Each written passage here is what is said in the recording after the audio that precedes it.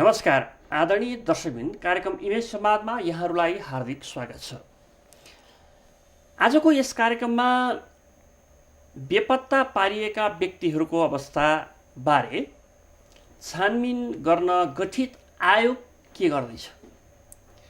दशक लामो सशस्त्र द्वन्द्व र त्यो द्वन्द्वका क्रममा राज्य र विद्रोही दुवै पक्षबाट बेपत्ता पारिएका नागरिकहरूको अवस्था के छ भन्ने बारेमा त्यसको सत्य स्थापित गरेर दोषी किटानी गरी दोषीलाई कारबाहीको लागि सिफारिस गर्ने र पीडितलाई न्याय र परिपूरणको सुनिश्चितता गर्ने दुईवटा जिम्मेवारीका साथ गठित यस आयोग गठन भएको निकै लामो समय भइसक्यो। अझ भन्ने हो भने यसलाई जुन समय अवधि तोकिएको छ काम गर्नको लागि, अब त्यो 2 महिना करिब बाँकी छ।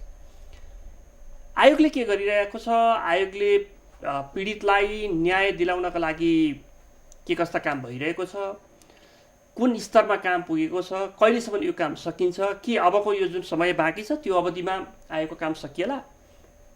यदि सकिएन भने पीडितले न्याय प्राप्त गर्ने जुन एउटा जिजीविषय बाँकी छ त्यो अवस्था के हुन्छ। आज मैले यिनै विषयमा कुराकानी गर्नका लागि बेपत्ता पारेका व्यक्तिको छानबिन आयोगका अध्यक्ष लोकेन्द्र मल्लिकलाई बोलाएको छु। मल्लिकजी, कार्यक्रममा स्वागत छ। धन्यवाद। अब तपाईहरूको आयोग, तपाईको अध्यक्षमा जुन आयोग अहिले गठन भएको छ त्यसप्रति, यद्यपि यसका गठनका क्रममा जुन ढङ्गको आयोगको ऐन लिएर आइयो, जुन खालका प्रावधानहरू त्यसमा राखिएका छन् त्यसका बारेमा योसँग सम्बन्धित स्टेक होल्डरहरू, खास गरिकन पीडित पक्ष स्वयंले पनि प्रश्न उठाए, अहिले पनि उठाइरहेका छन् कि त्यहाँ ऐनमा जे जस्ता प्रावधानहरू राखेका छन् त्यसले साँच्चीकै न्याय सुनिश्चित गर्ला भन्ने प्रश्न उठेकै छ आजका दिनसम्म पनि। त्यसको ती उठेका प्रश्नहरूको जवाब चाहिँ तपाईँहरूले गरेको कामबाट मात्र पुष्टि हुन्छ, होइन? त्यो हिसाबले हेर्ने हो भने आजको दिनमा आयोगले कहाँ के कसरी कुन ढङ्गले काम गरिरहेछ अलिकति बताइदिनुहोस् न। अब यो आयोग खास गरेर द्वन्द्वको समयमा जुन 10 वर्षसम्म नेपालमा सशस्त्र द्वन्द्व चाहिँ भए, त्यसमा चाहिँ बलपूर्वक दुई पक्षबाट, राज्यबाट पनि र विद्रोही पक्षबाट बलपूर्वक जुन व्यक्तिहरूलाई बेपत्ता पार्ने काम गरियो र मानवाधिकारका गम्भीर उल्लङ्घनका जुन घटनाहरू भए तिनलाई सम्बोधन गर्ने उद्देश्यले नै यो आयोगको चाहिँ गठन भएको हो। सुरुमै हामीले जिम्मेवारी पाउँदाखेरि 4 वटा काम गर्ने जिम्मा हामीले पाएका हौँ। पहिलो त के छ भने यो द्वन्द्व पीडितहरूको पीडा शमन गर्ने कामको लागि सत्यको खोजी गर्ने। त्यसपछि दोस्रो काम हामीले के पायौँ भने अब पीडितलाई न्याय दिलाइ त्यस दण्डहीनताको अन्त गर्ने। तेस्रो पीडितलाई चाहिँ परिपूरणको सम्बन्धमा सिफारिस गर्ने। चौथो काम हामीले के पायौँ भने यो सशस्त्र द्वन्द्व चाहिँ के कारणले भयो, भविष्यमा यस्ता द्वन्द्वहरू नदोहोरिनलाई के उपायहरू अवलम्बन गर्नुपर्ने हुन्छ र पीडितहरूको पीडा कम गर्नलाई अरू के ऐन कानुनहरू बनाउनु पर्ने हुन्छ, यो सम्बन्धमा सिफारिस गर्ने गरी 4 वटा कामको जिम्मेवारी हामीले पायौँ। सुरुमा 13 महिनासम्म सरकारले न्यायावली बनाइदिएन। नबनाएको कारणले गर्दा हाम्रो अनुसन्धानको प्रक्रिया नै अगाडि बढेन। पीडितहरूको पीडा बढ्दै गयो। हामीले पनि सरकारसँग चाहिँ अनुरोध गर्दै गयौँ कि छिटोभन्दा छिटो न्यायावली बनाइदिनुहोस्। अब ढिला भइसक्यो, ढिला गर्ने बेला छैन, किनकि 2 वर्षको हाम्रो अवधि छ भनेर हामीले पटक पटक अनुरोध गऱ्यौँ। 13 महिनापछि बल्ल न्यायावली आयो। न्यायावली बन्न 13 महिना लाग्यो। त्योभन्दा अगाडिको झन्डै 1 वर्ष त तपाईँहरू अफिस कहाँ राख्ने भन्ने दुविधामा त्यो पनि समस्या भयो। त्यो पनि समस्या हो। अनि न्यायावली आइसकेपछि हामीले उजुरी आह्वान गऱ्यौँ। करिब 4-5 महिना जति उजुरी सङ्कलन गर्दाखेरि पर्याप्त मात्रामा उजुरीहरू आए। अब उजुरीको सङ्ख्या हेर्दा करिब आजको दिनमा उजुरीको सङ्ख्या हेर्ने हो भने तपाईँहरूसँग कति थान उजुरी प्राप्त भएको छ? 2971 वटा चाहिँ उजुरी हामी 2971 वटा उजुरी प्राप्त भएको छ। हजुर। त्यो मध्ये यो 2863 वटा अहिले छानबिनको क्रममा चाहिँ छ। 2863। अब 2863 कसरी घट्यो भन्नु होला।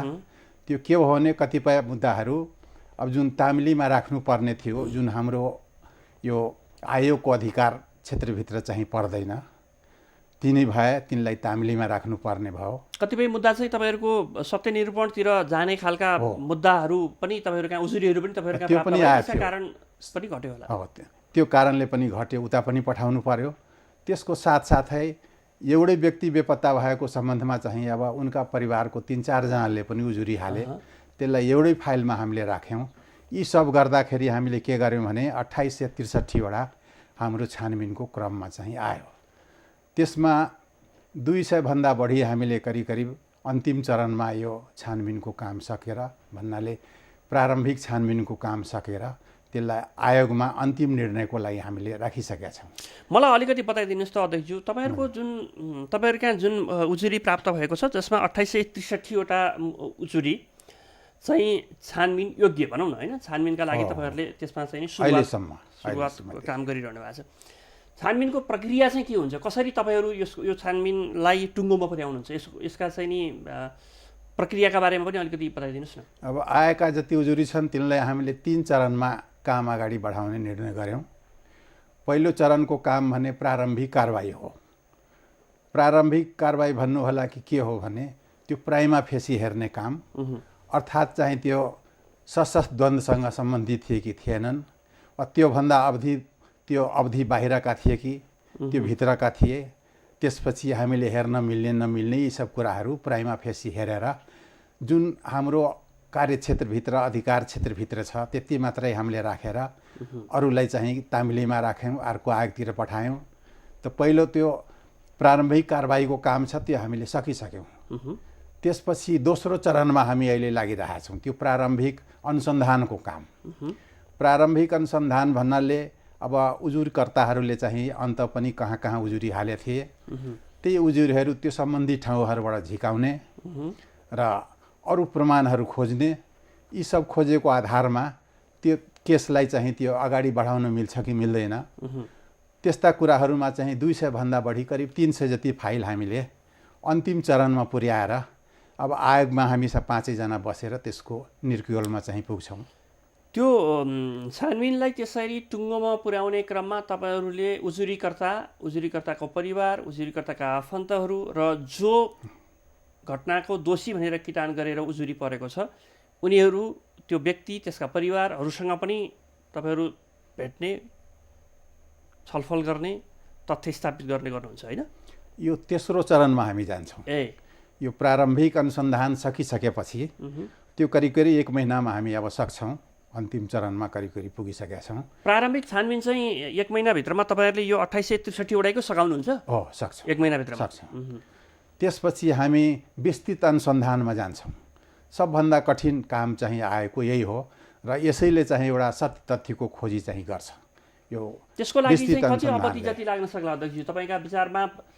त्यो मुद्दा विशेषले समय कति लिन्छ भन्ने कुरा निर्धारण गर्नेछ या एउटा सोलोडोलो हिसाबले भन्ने हो भने यति समयभित्र हामी यो सकाउला भन्ने खालको कुनै त्यो सम्भावना देखिन्छ? त्यो भन्न कठिन छ तापनि अब जति समय छ, अब अहिले त 2 वर्षको कार्यकाल हाम्रो सकिन लाग्यो। अब हामीले सुरुदेखि नै भनिरहेछौँ सरकारको ढिलाइले गर्दाखेरि समय पर्याप्त हामीसँग भएन, 1 वर्षको म्याद थपिदिनै पर्ने हुन्छ। त्यो भने करिब सक्ने हामीले चाहिँ विचार गरेका छौँ। र यो जुन विस्तृत अनुसन्धानको काम हो त्यसमा सबभन्दा पहिले हामी के गर्छौँ भने यो एन्टिमार्टम डेटा कलेक्सनको काम हामी चाहिँ गर्छौँ।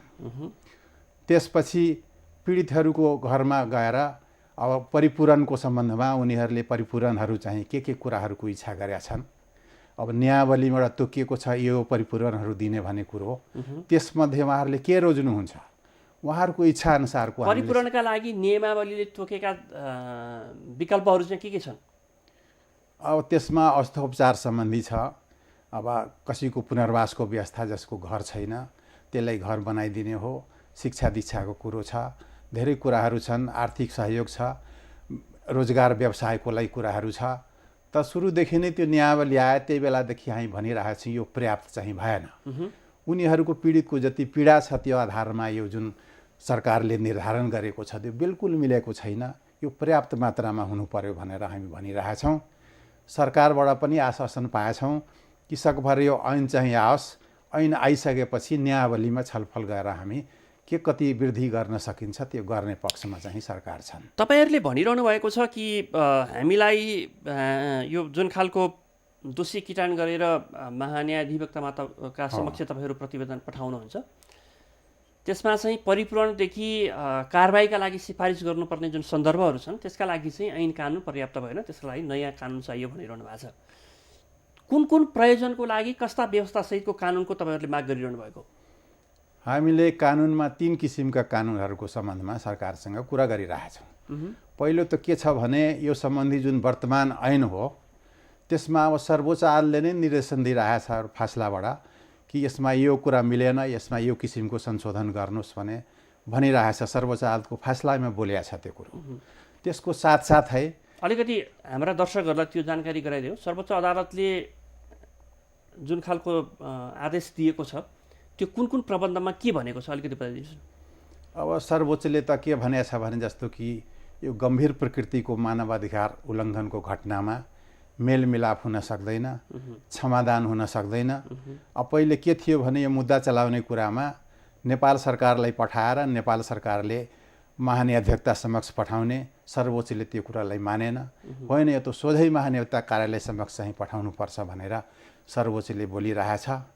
यसको साथसाथै पनि सर्वोच्चले जस्तो कि अब ऐनमा एउटा के दुविधाजनक कुरो थियो भने जुन अदालतका विचाराधीन मुद्दाहरू छन् त्यसलाई चाहिँ अब आयोगले हेर्न सक्ने गरी, अनुमति लिएर हेर्न सक्ने गरी बनाउन खोजेको थियो ऐनमा। त्यो पनि अदालतले मानेन कि अदालतको विचाराधीन मुद्दाहरू कुनै पनि हालतमा आयोग समक्ष जानु हुँदैन, यो त अदालतले नै निपटारा गर्ने हुन्। यस्तै कतिपय कुराहरूमा अदालतले चाहिँ त्यो बोलिरहेछ। यसको साथसाथै बेपत्ता पार्ने जुन कार्य हो त्यसको परिभाषा चाहिँ प्रष्ट छैन। अब हामीलाई समस्या त्यहाँनिर छ कि परिभाषा त पहिले प्रष्ट पारिदिनु पर्यो नि, कतिसम्म हामीले हेर्ने कति नहेर्ने। अझ सुरुको अलिकति कुरातिर फर्केर जाने हो भने त यो आयोगको नाम के राख्ने भन्ने कुरामै कति ठुलो डिबेट थियो होइन। बेपत्ता भएका भन्ने प्रस्ताव गरिएको थियो, त्यसलाई ठुलो जनस्तरबाट दबाब भयो कि यो भएका र पारिएका के हो प्रष्ट हुनुहोस् होइन भन्ने विषयमै त्यो लामो समय एउटा खालको चाहिँ नि वाद विवाद भएको थियो। अध्यक्ष, त्यो हिसाबले हेर्ने हो भने चाहिँ आयोगमा गम्भीर मानवाधिकार उल्लङ्घन अझ भनौँ बेपत्ता व्यक्तिलाई जबरजस्ती बेपत्ता पार्ने कर्ममा संलग्न भएका व्यक्तिहरूलाई क्षमादान हुन सक्दैन होइन, तिनीहरूलाई एमनेस्टी दिन सकिँदैन भन्ने कुरा जुन जनस्तरबाट होइन यो क्षेत्रमा काम गर्ने स्टेक होल्डरहरूले पीडितहरूले जुन कुरा माग गरिरहेको थिए, तर ऐनले अर्थात् यो ऐन निर्माण गर्ने हाम्रा राजनीतिक दलका नेताहरूले जुन ढङ्गले यसलाई अनदेखा गरेर नमानेर अगाडि बढ्न खोज्नु भएको थियो, सर्वोच्च अदालतले त्यसलाई चाहिँ तपाईँको रोक लगाइदियो होइन। त्यो भइसकेपछि ती सबै प्रावधानहरूलाई समेटेर नयाँ ऐन ल्याउनु पर्ने, कानुन ल्याउनु पर्ने जरुरी आजको ऐनमा परिमार्जन गर्नु पर्यो। त्यो अनुसार सरकारसँग चाहिँ के कुरा भइरहेछ? किनभने अब यहाँनिर प्रश्न के रह्यो भने पीडितहरू एकातिर न्यायको पर्खाइमा छन् लामो समयदेखि, दशक लामो सशस्त्र द्वन्द्वमा त उनीहरू परे नै, त्यसपछिको 1 दशक पनि न्यायका लागि कुर्दा एक त यो आयोगै चाहिँ तपाईँको 9-10 वर्षपछि 8 वर्षपछि गठन भयो, त्यसपछि बनेको आयोग पनि त्यसका प्रावधानहरूलाई हेर्दाखेरि अपूर्ण भयो। अब तपाईँहरूलाई दिएको अवधिको पनि अब जम्मा 2 महिना जति बाँकी छ, त्यसमा पनि उजुरी सङ्कलनभन्दा धेरै बढी कामहरू हुन सकेन। तपाईँले भनिसक्नुभयो तपाईँका बाध्यताहरू पनि। यो हिसाबले हेर्ने हो भने चाहिँ सरकारसँग के कस्तो कुराकानी भइरहेछ, कहिलेसम्म कानुन दिने कुरा भएको छ, कहिलेसम्म चाहिँ नि ऐन तपाईँहरूको हातमा आउला भन्ने तपाईँहरूको अपेक्षा छ? अब हामी त स्थापना कालदेखि नै भनिरहेछौँ कि यो ऐनमा अब परिमार्जन गरिदिनु पर्यो। त्यो पनि पीडितको हकमा, आयोगलाई कुनै खास ऊ चाहिँ छैन, पीडितको हकमा परिमार्जन गरिदिनु पर्यो। अर्को त्योभन्दा पनि समस्या हाम्रो के छ भने पीडितलाई सजाय गर्ने नेपालमा कानुन चाहिँ छैन। हामी अनुसन्धान गरौँला, व्यक्ति पत्ता लगाउँला, त के गर्ने? त्यसलाई जब कानुनको दायरामै ल्याउन सकिएन भने अनुसन्धानको पनि त्यो केही मतलब भएन नि त। पीडकलाई कारबाही गर्ने कानुनको ऐनको आज हामी कहाँ अभाव छ। जब तपाईँ पीडकका लागि कारबाही गर्ने ऐन कानुन राज्यले बनाएर दिँदैन भने तपाईँ यस्ता आयोगले जतिसुकै छानबिन गरेर प्रतिवेदनका राम्रा ठेलीहरू पेश गर्ला, तर त्यसले परिणाम त दिने भएन, त्यसले न्याय त दिने भएन, त्यसले परिपूरणको जुन कुरा हामी गरिरहेका छौँ त्यस्तो सुनिश्चित गर्ने भएन। अब परिपूरणको लागि कस्तो छ भने हुन त अब राहत बाँड्ने काम नेपाल सरकारले पनि गरिरहेछ, पहिले पनि गर्यो, अहिले पनि गरिरहेछ। त्यसमा हामीलाई केही भन्नु चाहिँ छैन। त परिपूरण मात्रै बाँड्नलाई त आयोगको आवश्यकतै छैन नि त। यसलाई त सत्य तथ्य पत्ता लगाएर दोषीलाई कानुनको दायरामा ल्याउनलाई पो आयोग चाहियो त। अब त्यो मात्र पनि होइन होला नि अध्यक्षज्यू, तपाईँले जुन कुरा भनिरहनु भएको छ स्वाभाविक हो कि परिपूरणको अर्थात् राहतको क्षतिपूर्तिको कुरा, परिपूरणको के भन्छ उद्देश्य त अझ फराकिलो छ। परिपूरणको पछाडिको त्यसको जुन खालको उद्देश्य छ, त्यसको जुन जे अवधारणाका साथ परिपूरण भन्ने शब्द कल्पना गरिएको छ त्यो अलिकति फरक छ। तपाईँको क्षतिपूर्ति र तपाईँको राहतको कुरा त सरकारले होइन आफू अनुकूल बनेका सरकारहरूले वितरण पनि गरिरहेछ, यहाँले भन्नु नै भएको छ।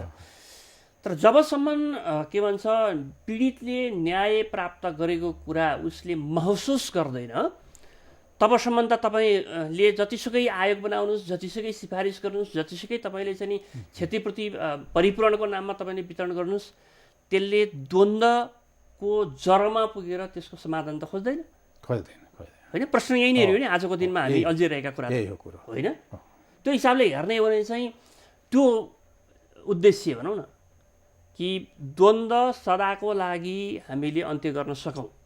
समाजमा हिजोको दिनमा जे जस्ता घटनाहरू भए त्यो घटनामा एउटा पीडकले पनि त्यसको महसुस गर्यो कि मैले गल्ती गरेँ भन्ने कुरा, र पीडितको समक्ष गएर उसले त्यो वकालतनामा गरोस् होइन, कहीँ न कहीँ मैले त्यसको माफी मागोस्, पीडितले त्यो कुरा चाहिँ नि हो ल ठिक छ भन्ने कुरा चाहिँ व्यक्त गरोस्, तब न यसको यो आयोग गठन भएको एउटा उद्देश्य पुरा होला होइन।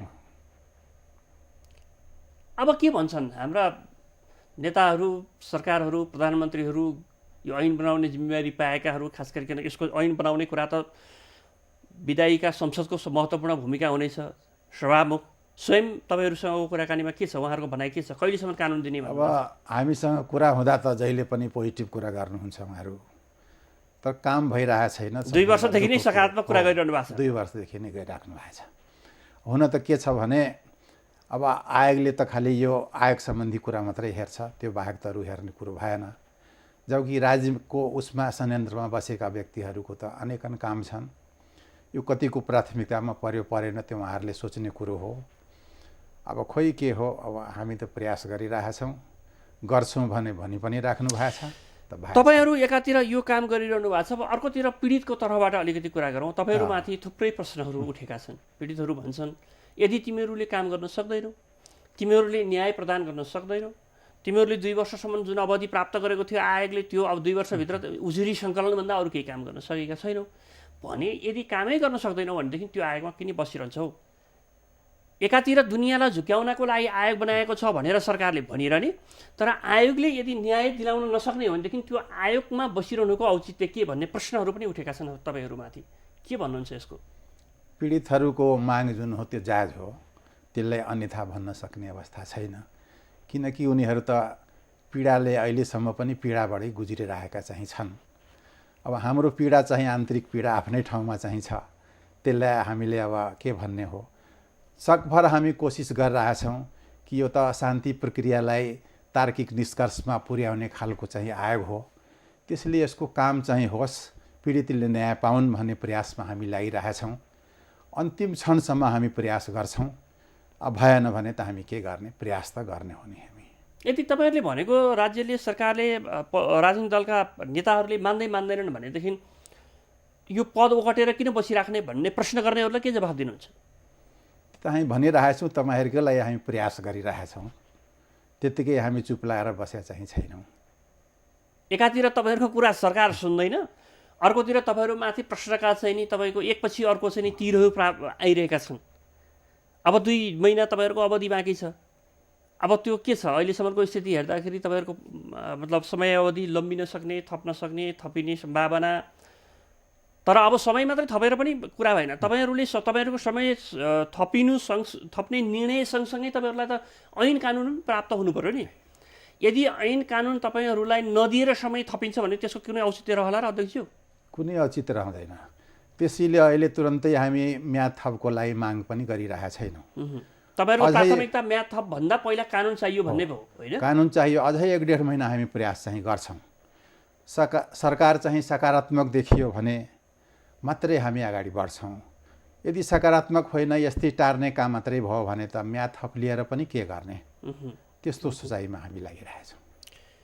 तपाईँहरूले जुन समस्या बेहोरिरहनु भएको छ ठ्याक्कै त्यस्तै समस्या सत्य निरूपण तथा मेलमिलाप आयोगले पनि बेहोरिरहेको छ कि उसको चाहिँ अलिक फरक देखिन्छ? तपाईँहरू कहीँ न कहीँ समन्वय गरेर काम त गरिरहनु भएको? उनीहरूको समस्या त भन्दा पनि विकराल चाहिँ छ। 53-54 हजार कति चाहिँ त्यो उजुरीहरू आइसकेका छन्। अब त्यहाँ पनि अब कर्मचारीको अभाव छ, बजेटको अभाव छ, हामी जस्तै त्यहाँ पनि छ। भन्दा त झन् विकराल समस्या उहाँहरू। 58,000 उजुरी छ भन्ने छ उहाँहरूको भनाइ। दुईटै आएको हिसाब गर्दाखेरि झन्डै 61-62 हजार उजुरीहरू छ। त्यो उजुरीमा काम कारबाही गरेर त्यसलाई एउटा टुङ्गोमा पुर्याएर पीडितलाई न्याय दिलाउने सुनिश्चित गर्ने भन्ने कुरा त्यति सहज विषय चाहिँ छैन। त्यति सहज छैन। त सरकारले हामीले सहयोग गर्यो भने अबको 1 वर्षमा हामी चाहिँ सक्ने विचार गरेका छौँ। तपाईँहरूको आयोगले चाहिँ के भन्छ तथ्य स्थापित गर्नेसम्म चाहिँ काम गर्न सक्ला कि 1 वर्षसम्ममा भन्ने कुरा त अनुमान गर्न सकिला, किनभने उजुरीको हिसाबले हेर्दाखेरि तपाईँहरूको सत्य निरूपण तथा मेलमिलाप आयोगको तुलनामा कम छ। तर त्यो आयोगको हिसाबमा हेर्ने हो भने त त्यो त एउटा ठुलो चाङ पो छ त। त्यो 58,000 उजुरी प्राप्त हुने भन्नेको त एउटा के छ भने उता सङ्ख्या बढी भए पनि र हाम्रो थोरै देखिए पनि हाम्रा मुद्दा अलिकति बढी गम्भीर प्रकृतिका चाहिँ छन्। उनीहरूको त अब मान्छे मारियो त्यो पत्ता त लाग्यो नि, मान्छे मर्यो भने अब चित्त बुझाएर बसे। तर हाम्रा यो पीडित परिवारहरू कस्ता छन् भने अझै पनि हाम्रा मान्छे फर्केर आउलान् कि भने एउटा आश लिएर चाहिँ बसेका छन्। त्यसैले एउटा निष्कर्षमा पुर्याएर हामीले अनुसन्धान गरेर त्यो व्यक्ति जीवित छन् कि छैनन् यो कुराको पत्ता लगाउनु पर्ने कार्य चाहिँ अलिक ज्यादै नै कठिन भएको कारणले। एउटा प्रश्न तपाईँलाई सोध्न चाहन्छु जाँदै कि जुन खालका उजुरीहरू तपाईँहरू कहाँ प्राप्त भएको छ र नेपालको मात्रै होइन दुनियाँमा भएका यस्ता खालका आयोगहरूको समक्ष एउटा गम्भीर चुनौती के देखिँदो रहेछ भने ती उजुरीकर्ताहरू र उजुरीसँग जोडिएर आउने साक्षीहरूको जुन खालको मतलब सुरक्षाको प्रश्न छ त्यो कसरी सुनिश्चित गर्नुहुन्छ? अब त्यसको लागि त त्यही सरकारसँगै भर पर्ने हुन्छ। आयोगसँग त अरू कुनै विशेष त साधन त केही छैन। हामीले भनिरहेछौँ तपाईँहरूले कतिवटा थ्रेट भयो केही भयो भन्नुहोस्, त्यसको समाधान हामी गरौँला, त्यो सुरक्षाको व्यवस्था गरौँला भनिरहेछौँ। अहिले त्यस्तो कतिवटा केही आएको पनि छैन त्यस्तो। हुन्छ अध्यक्षज्यू, तपाईँहरूप्रतिको अपेक्षा पुरा होस्। पीडितहरूको समय दिनुभयो, धन्यवाद दिन चाहन्छु। हस्, यहाँलाई पनि धन्यवाद छ। हस्, आदरणीय दर्शकवृन्द, यहाँहरूलाई पनि हामी हार्दिक धन्यवाद दिन चाहन्छौँ। हाम्रो निर्धारित समय सकिएको छ। हामी सबैजना बिदा चाहन्छौँ। नमस्कार।